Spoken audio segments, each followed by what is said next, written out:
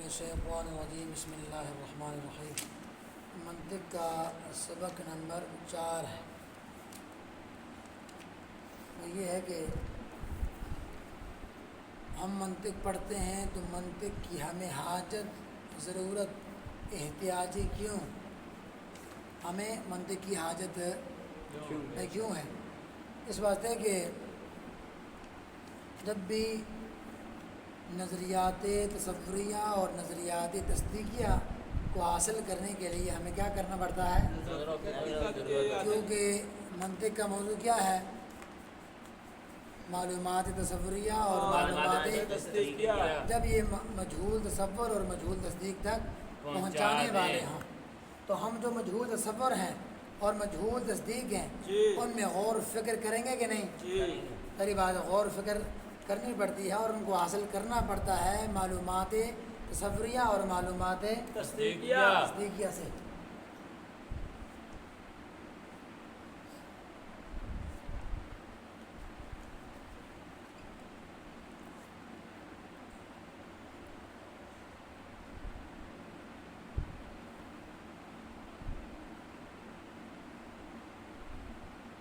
پہلے کہا تھا کہ ہم نے حاصل کس کو کرنا ہے؟ مجہول کو۔ حاصل کا مطلب معلوم کرنا۔ ہم نے مجہول کو معلوم کرنا ہے نا؟ معلوم تو پہلے سے ہی معلوم ہے، تو مجہول کو معلوم کرنا ہے۔ پھر یہ دیکھنا ہے کہ تصور کو کس سے؟ تصور سے۔ اور تصدیق کو؟ تصدیق سے۔ تصور کو تصدیق سے نہیں، تصدیق کو تصور سے کیونکہ یہ آپس میں کیا ہیں؟ ضدیں ہیں، ضد جمع نہیں ہو سکتی۔ سمجھ میں آ گئی نا؟ ہم نے مجہول کو حاصل کرنا ہے۔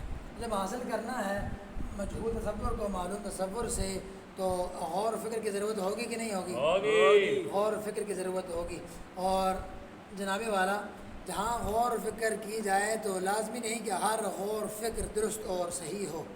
لازمی ہے؟ نہیں۔ ہر غور و فکر درست ہوتی تو جناب والا اہل سنت کا دیوبند حضرات اور اہل حدیث حضرات کے ساتھ جناب والا یہ اختلافات ہی کیوں ہوتے؟ تو پتہ چلا ہر نظر و فکر درست نہیں ہے۔ اب ایک اور مثال یہاں پر موجود ہے، اس کی ہم بات کرتے ہیں۔ چلو جی،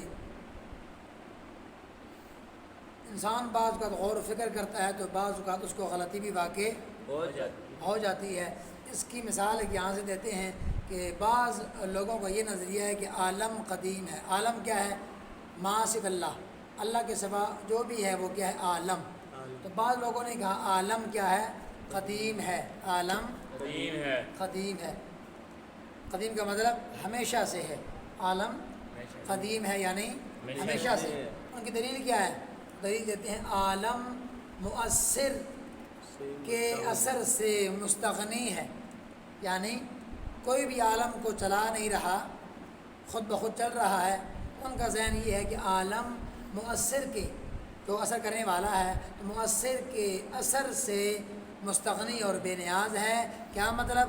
یعنی کوئی چلانے والا عالم کو خود بخود چل رہا ہے، حالانکہ یہ درست اور ٹھیک نہیں ہے۔ تو وہ اس طرح کہتے ہیں کہ عالم چونکہ مؤثر کی اثر سے مستغنی ہے، ہر وہ جو ہے جس کی یہ شان ہو وہ کیا ہوتا ہے؟ قدیم ہوتا ہے، لہذا عالم بھی کیا ہے؟ قدیم ہے۔ ہم نے کہا یہ نظریہ درست اور ٹھیک عقائد اسلام کے کیا ہے؟ خلاف ہے۔ بات سمجھ رہے ہیں نا؟ عقائد اسلام کے مطابق عالم قدیم نہیں بلکہ عالم کیا ہے؟ حادث۔ حادث کی تعریف بعض لوگ کرتے ہیں پہلے نہ ہو بعد میں ہو اور آگے بعد میں پھر نہ ہو۔ بعض لوگوں نے یہ کہا کہ حادث کسے کہتے ہیں؟ جو پہلے نہ ہو بعد میں ہو اور بعد میں پھر نہ ہو۔ تو یہ فقیر اس تعریف کا رد کرتا ہے۔ کیوں؟ تعریف وہ ٹھیک ہوتی ہے جو اپنے ہر فرد کو شامل ہو، ہر فرد کو جناب والا منطبق اس پر آتی ہو، لیکن یہ جو حادث کی تعریف ہے ہر فرد پر صادق نہیں آتی۔ مثلا جنت اور دوزخ پہلے تھے نہیں تھے، اب ہیں، بعد میں ہوں گے یا نہیں ہوں گے؟ ہوں گے۔ تو اب یہ جنت اور دوزخ پر یہ جو تعریف بعض لوگ کرتے ہیں فٹ آتی ہے؟ نہیں آتی، کیونکہ وہ تعریف کرتے ہیں پہلے نہ ہو بعد میں ہو پھر بعد میں پھر نہ ہو۔ یہ جنت دوزخ پہلے نہیں تھی، اب ہے، بعد میں بھی ہوگی۔ پتہ چلا یہ تعریف ان دونوں پر صادق نہیں آتی، سچی नहीं आती। तारीफ ऐसी करें जो हर फर्द पर क्या आए, सच्ची आए। वो क्या है? तो मैं यूँ तारीफ करता हूँ, हादिस वो है जो पहले ना हो बाद में हो। आगे हम हैं, बाद में हो या ना हो। हम हैं तो हमारी जनाब वाला पहले नहीं थे, अब हैं, बाद में फिर नहीं होंगे, बाद में फिर हो जाएंगे। तो खुलासा ये है, हादिस किसे कहेंगे? जो पहले ना हो बाद में हो। सही है। जी। तो ये है हादिस। हादिस की तारीफ ये हो गई। अब कहते हैं आलम हादिस है। दलील क्या है? आलम मुतग़य्यर है। आलम मुतग़य्यर है। मुतग़य्यर है। आलम मुतग़य्यर है। हाँ, इसमें तग़य्युर होता है, चीज़ें तब्दील होती रहती हैं। और जहाँ तग़य्युर हो, ये तग़य्युर शय को हुदूस की तरफ ले जाता है। तो आलम मुतग़य्यर, और हर मुतग़य्यर क्या होता है? हादिस।